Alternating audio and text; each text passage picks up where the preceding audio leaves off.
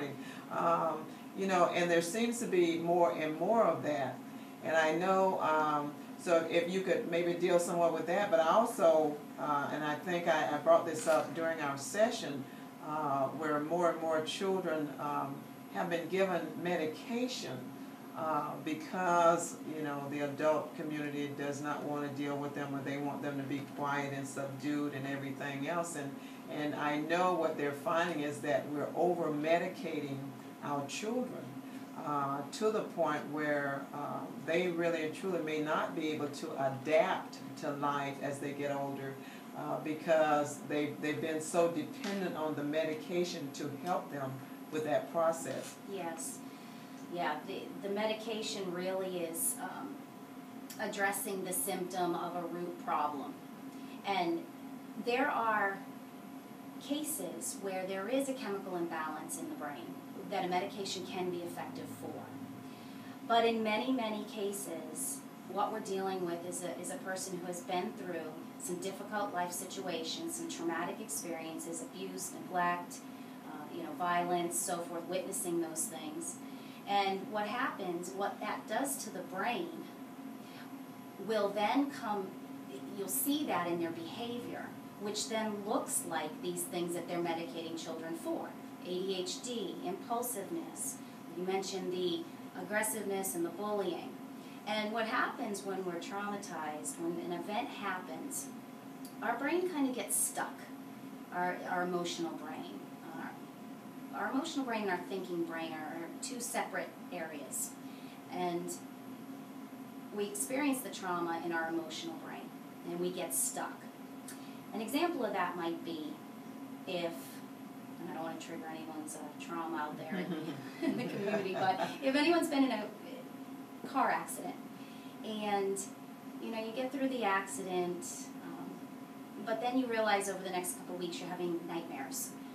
Maybe you're afraid to drive. When you get into the car, you're really nervous, you're on edge, you're looking around, you have a lot of anxiety, you're not sleeping, you're getting pictures, sort of flashbacks of the moment of the crash.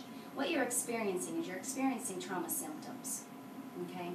Now, interestingly enough, sometimes if you go into a professional's office, a doctor, so forth, and you say, I'm having anxiety, I'm not sleeping, I'm fearful a lot, sometimes they'll say you're having anxiety and they might prescribe a medication for it. So it's important as a community, in general, especially the mental health and social services community, that we really know what trauma is and what it does and what it looks like so that we can start looking for that first.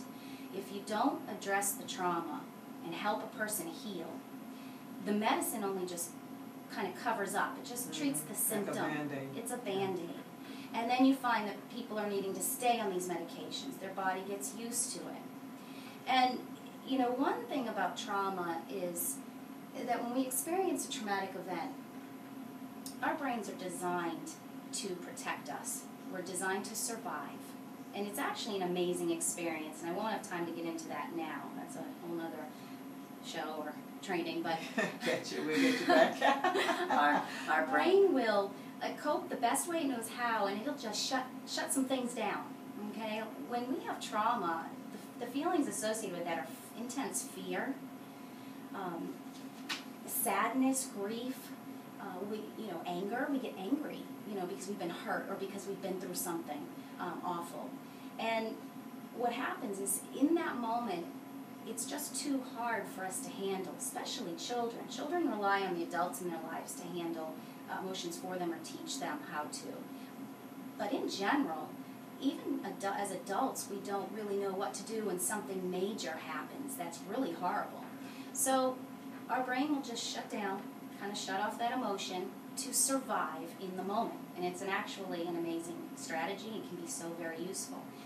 How it doesn't become useful is what will happen is anything that reminds that child or that adult of that traumatic event, a sound, a smell, anything, it will trigger that part of the brain to just automatically shut down because it kind of says, uh-oh, this is going to happen again, or this is like what happened. And so what we have is we have a restriction of emotion. We don't feel our emotions. They're too scary. But as the human brain works and the body works, the emotion has to come out somehow. And we see that in relationships. We have conflicts with our significant others, children with other kids at school, and that anger starts coming out, or that sadness starts coming out, and all of a sudden we don't have good emotional control because things are just getting set off left and right, and most of the time we don't even know why. It's not linked to that thinking part of our brain. So again, parents who have children who are acting out, may bring them to a doctor, might, beg for medication, please just get me some relief. And, while that relief is needed, it may not necessarily be a chemical imbalance that's the problem. It's that there's been a traumatizing event, or there's been some kind of abuse that the parent didn't know about. And that child is just expressing the effects of what it did to that child.